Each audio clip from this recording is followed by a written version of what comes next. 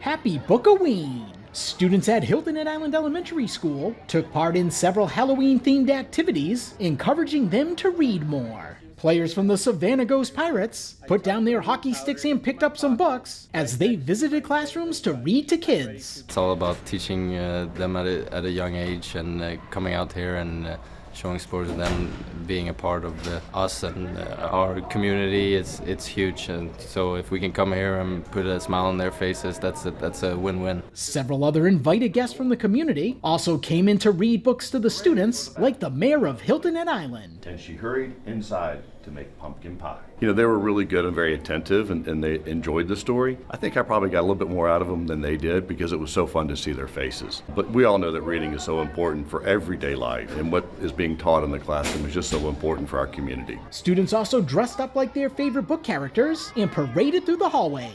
I'm John Thornton from Call of the Wild. I like Call of the Wild because it has lots of hard vocabulary words. I'm the If You Take Them as the School. The reason why I like this book is the way that they drew all the pictures, and I like how it was talking about school, which is my favorite subject. I'm Drake, the red one from Wings of Fire. I like it because there's action and stuff, and I like that there's lots of characters and there's more than one book.